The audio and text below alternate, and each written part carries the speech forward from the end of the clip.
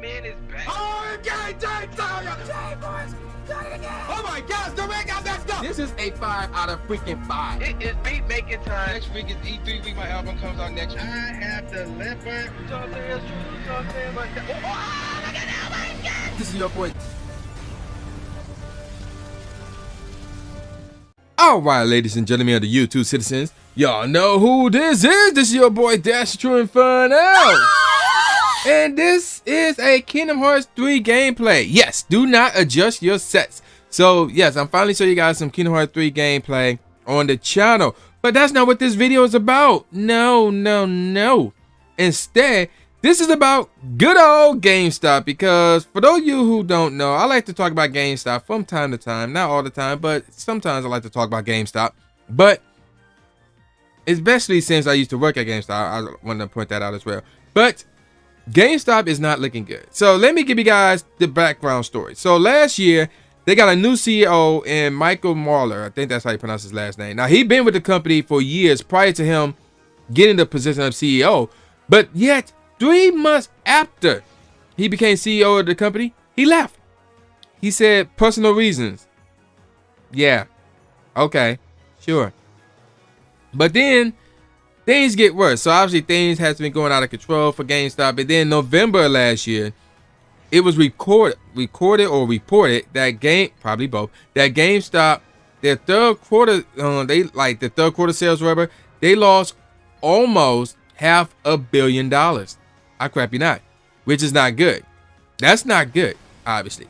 And also sometime after that or before that, they sold Sprint Mobile because they were trying to get into cell phones or whatever the case may be. But they had Sprint Mobile, then they sold it for $700 million.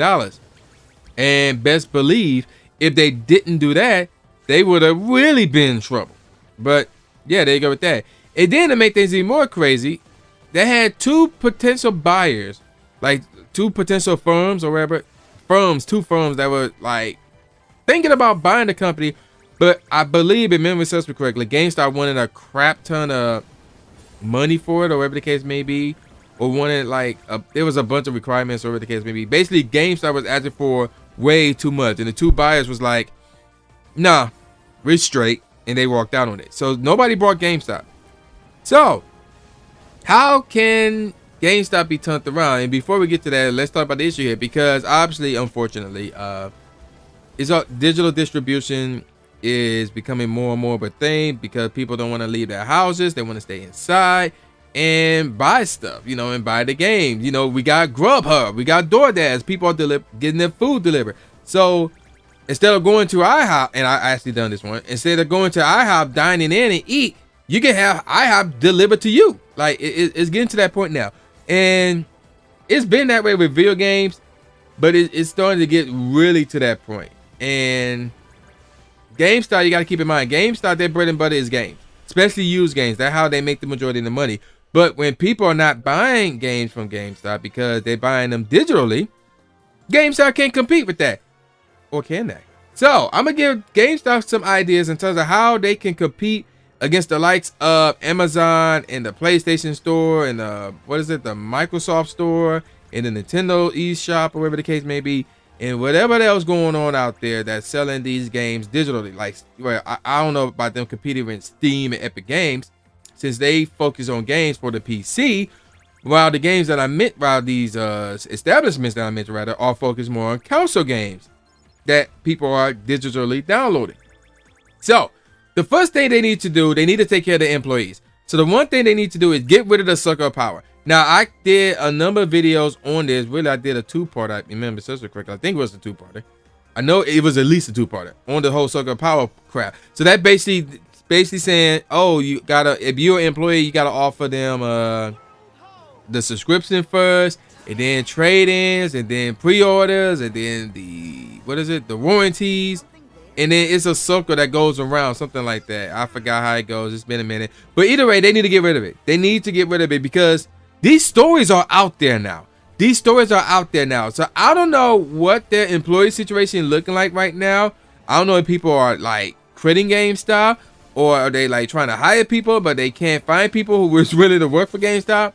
This is the main reason why. Get rid of the sucker power crap. Like, get rid of it, because there's really, take it from me and take it from a guy who used to work at GameStop a number of years back, and then looking at how it is now. Like, thank goodness I never had to deal with this when I was working at GameStop. But it's like, it's done. Like, this whole circuit power crap, they need to scrap it. They need to get rid of it. It's stupid. And if, like I said, they got to take care of the employees. So, again, I don't know what the employee situation looking like, whether they need more employees or whatever the case may be. But they need to get rid of circuit of power, because this story is out there. Again, this story is out there.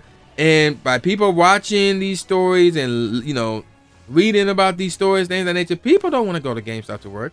They don't. They really, really don't. Now, another thing they need to do to take care of employees is giving them a setup to work for GameStop. When I was working at GameStop, and again, this was a number of years back, minimum wage was, I think, like $8.50 per hour.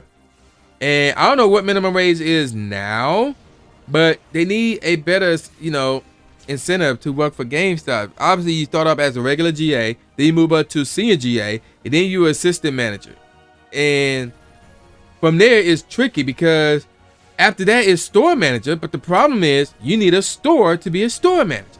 And when you're a store manager, that's when you start to get the salary. That's how you making that salary wage. And that, well, at least that's how it was when I was working there. I don't know if assistant store managers do, but they need to start doing that with assistant store managers, in my opinion. So they need to up the pay. Again, like probably up the wages, how they dish them out instead of hourly wages. Do a salary for the assistant store manager, because like if they work hard, they need to be rewarded with that. Because again, not everybody can be a store manager, because you need a store to be a store manager. So they need to again, I don't know if they're doing this now. I don't know. I haven't talked to anybody who work at GameStop. But if assistant store managers are still getting paid per hour, that need to change. That needs to be a salary. And a salary, what I mean by salary, I don't mean like, oh, they make less than what they would potentially could make. No, like it had to be up. Like the salary had to be, they had to be make more in salary than they would in the hourly wage. So there you go with that. Now let's move on to the number one thing. Well, aside from the whole circle of power crap and the whole, this is really, in my opinion, the number one thing people are criticizing GameStop about over the years, over the last 10 plus years, their trading system. So they need to increase the trade value of everything by 15%. So we're talking, you know, games, systems, and accessories. They need to increase it by 15%. So wherever it is now, increase it by 15%. That, you know, and this is not, and this is without the whole power reward card, which I will get to in a second. But they need to, in terms of like how much you can get in store credit now, they need to bump that up by 15%. And then speaking of that, store credit and cash, they need to be the same. Like they need to be the same. At one point in time, they did make them say. So basically what I mean by that is this. Nowadays, when you go into GameStop, and let's say you trade in Kingdom Hearts 3, right? And you want cash for it, like flat out cash.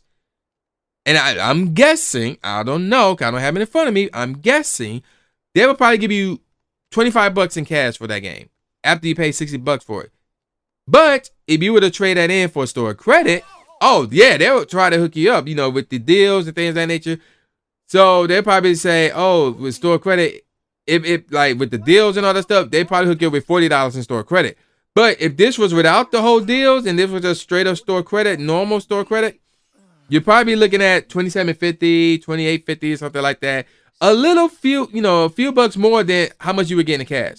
That needs to end. That needs to permanently end. The same amount you were getting store credit normally, you need to dish that out in cash. Obviously, I know, you know, they're in a scenario where things are rough, but they need to make the customers happy. Otherwise, people would not be going to GameStop. So they need to be desperate. So the amount of money that they would get in store credit needs to be the same as the amount of money they would get in actual cash. And going back to what I said originally, the trade value of everything must be up by 15%. Like everything up by 15%. Now, I'm going to be real with you guys. In order for GameStop to make a profit, they cannot give you $60 for a game that you're trading in. You know, it don't matter what it is. Like, again, you bought Kingdom Hearts 3. Let's say you beat in the week. You already opened it, so there's no return policy or whatever the case may be. And then you bring the game back up, so yeah, I beat the game, I want to trade it in. Don't expect $60. Don't expect $50. You know, so be reasonable because, again, they need to make that money. And if they give you that much money for that game, guess what? They're losing money. They're not making money. So they got to make money. That's the whole purpose here. They got to make money. If you don't care about them making money, then really you're a hypocrite. That's another story for another day. But again, they need to increase their trade value up by 15% on everything. Now let's get on this topic about their Power Rewards card. Now there was the regular Power Rewards card, and then there was the Pro. And then I found out recently that they got rid of the Pro. And I was like, why in the fuck would you get rid of the Pro? That was so dumb on their part. So basically now what their card is this. You get 10% off of all used games and accessories. That don't apply to systems and nothing else. That's it. And it's like $15 a year for that. And I'm like back then, I'm like, oh yeah, that's pretty cool. Now it's like, nah, y'all need to do better than that. So here's what they should do. They need to set up that Power Reward card scenario where they get 20% off of everything pre-owned, everything used. That includes systems, whatever. It don't matter. If they got a card, it should be 20% off of used stuff. And guess what? We ain't done there. If they got a card, then it should be 10% off of new stuff. Yeah, so we're talking new games and systems and accessories. So the card should be working for used games and new games. Yes, I know, obviously, when they sell new games, they don't keep all the money. Some of it go to the company that made the game and taxes and these publishers and, you know, all this stuff. That money is divided. But still, though, they need to set that card up where it could be useful for used stuff. I'm not used stuff, but not just used stuff, but new stuff as well. And then their card needs to be set up. Cause also, another thing that the card can do now is when you have the card, you get 10% extra on games and accessories you trade in. That's it. That needs to change.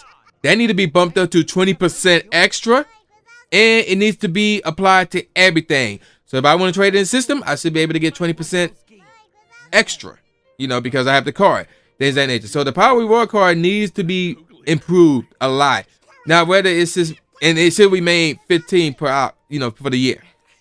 Not more, definitely not more.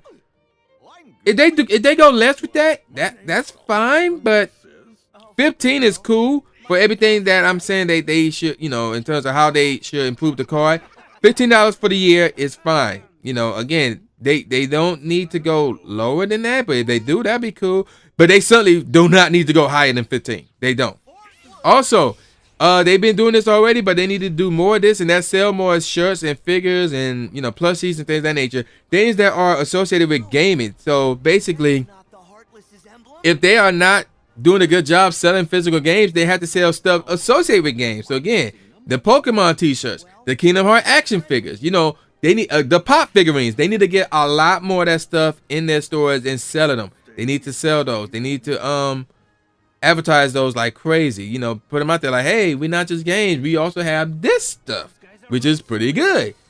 So yeah, they obviously are selling those things now, but they need to sell more of them. They need to sell more of those without question. Now let's get to another issue why they are struggling, and that is because of the digital games and the likes of Amazon. So they need to measure up to Amazon with the physical games. So with Amazon, when you pre-order a game from Amazon, day one is at your house. Shipping is free. That's not the case with GameStop. First of all, GameStop don't have anything like that. And secondly, when you order stuff for GameStop online and it's sent to your house, they charge you for shipping. That needs to stop. That needs to stop. They need to measure up with Amazon. So they should have a system where either you can order it online or you can go to a store and say, hey, I want to pre-order this game, but I want to ship to my house. You know, something like that. They need to set that up so they can compete with Amazon. Now, in terms of digital game, they need to focus on it. I don't think that, you know, obviously they got like PC games, I guess. I don't know, they still sell PC games. I have no clue. But they need to really get into digital games. So like they need to, again, with the whole GameStop.com scenario, like, hey, you want this game digitally? Here's your code. Put it in. Bam, you're straight. You know, things of that nature. So they need to sell digital games now. They need to sell that to compete with, you know, the PlayStation Store and Xbox Live and the Nintendo eShop, things of that nature. And they need to offer a service, really. They need to offer a service because some of these developers are doing that now. They are doing that. Like, for example, I believe it's Anthem.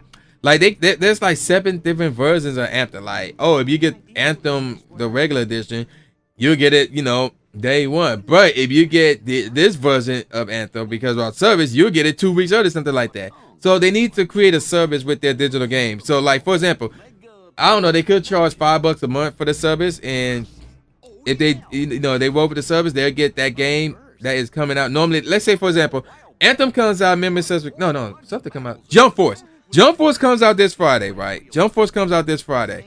Let's say if they have this service, then they could get Jump Force 2 weeks early, right? That could be incentive. Another incentive is, oh, if you get this game with our service, you get free DLC.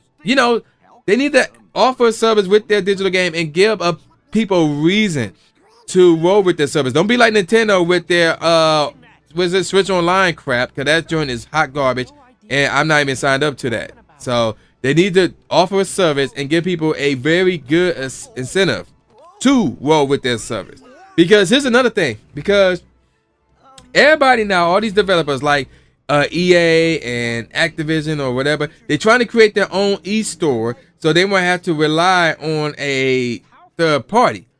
But the problem is when everybody and their mama create their own e-store and they require these services, that all adds up. But with GameStop, we get all the games from one spot, and it's GameStop, and people will roll with them because you don't have to pay $5 towards Activision for their service, or then $5 towards EA for their service, and then $5 for Capcom for their service, and then $5 for Nintendo for their service. No, it's one spot, and it could be GameStop with their online digital service for their digital games.